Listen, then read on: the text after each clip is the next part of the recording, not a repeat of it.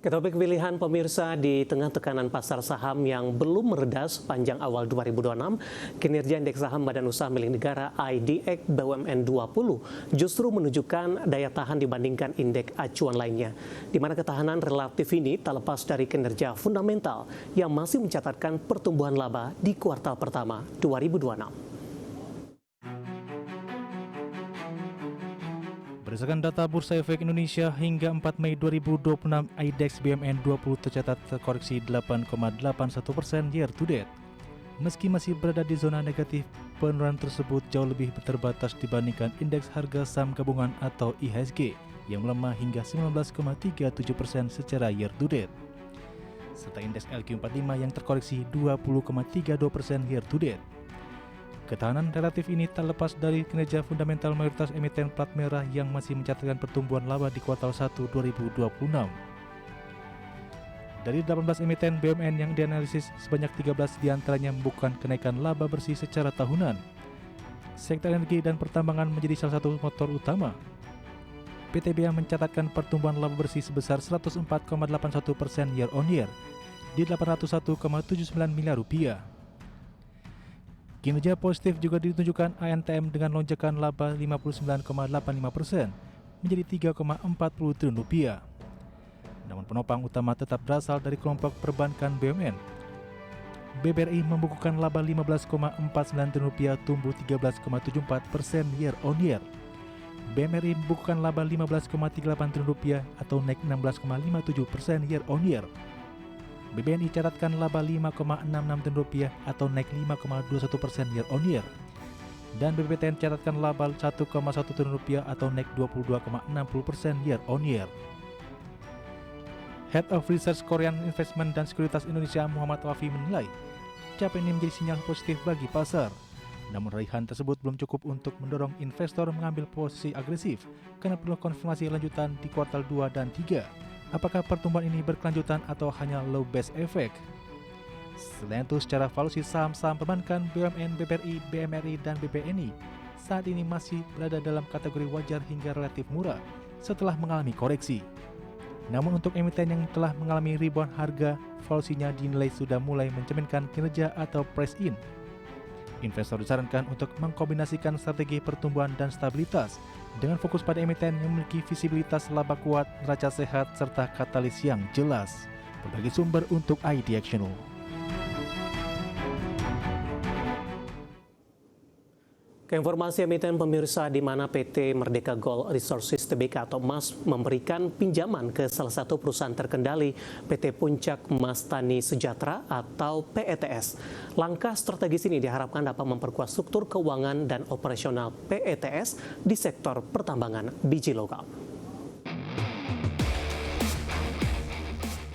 Dikutip dari keterbukaan informasi Bursa Efek Indonesia, PT Merdeka Gold Resources Tbk atau emiten berkode saham EMAS resmi menandatangani perjanjian utang piutang dengan salah satu perusahaan terkendali PT Puncak Mastani Sejahtera atau PETS. Perjanjian utang piutang ini ditandatangani di 4 Mei 2026. Perseroan berkomitmen memberikan fasilitas pinjaman dengan plafon maksimal mencapai 85 juta dolar Amerika atau setara 1,36 triliun rupiah. Dana segar tersebut dialokasikan untuk mendukung berbagai keperluan korporasi PT Puncak Mastani di Gorontalo dengan ruang lingkup penggunaan dana mencakup pengeluaran modal atau capex biaya operasional hingga pemenuhan modal kerja perusahaan. Secara teknis, pinjaman ini memiliki jangka waktu hingga 31 Agustus 2029.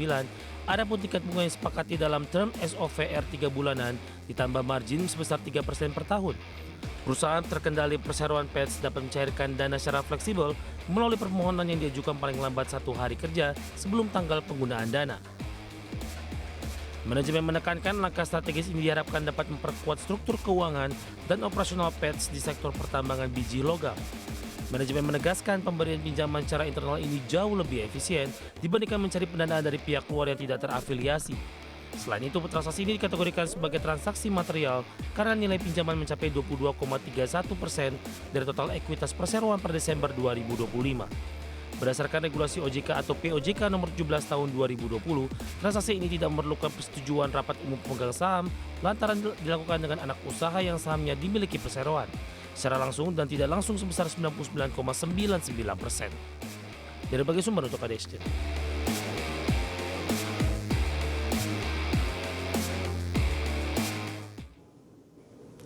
Dan secara teknikal pemirsa, secara intraday saham emas hari ini lebih cenderung bergerak fluktuatif dan belum mampu bertahan di atas level 9 ribuan. Langsung saja kita ke grafis yang pertama, kita akan coba lihat pergerakan intraday-nya dan update jelang penutupan perdagangan di sesi kedua hari ini. Dapat Anda saksikan grafis di layar televisi Anda pemirsa, ditutup di perdagangan hari sebelumnya di level Rp8.825 per saham. Di pembukaan pada pagi tadi, saham emas langsung melesat ke level 9.000 dan posisi ini melanjutkan penguatan beberapa menit pasca pembukaan ke level 9.050. 10.30 posisi dari saham emas berbalik arah ke zona merah di 8.650-an, kemudian kembali berbalik menguat di penutupan sesi pertama pada siang tadi di 8.850 dan penguatan terbatas di pembukaan sesi kedua ke 8.825. Saat ini posisi saham emas beberapa menit jelang penutupan kembali berbalik ke zona merah, melemah di 0,28% di level Rp8.800 per saham. Kita akan coba lihat pergerakan saham emas dalam beberapa bulan terakhir sudah mengalami kenaikan yang sangat signifikan pemirsa.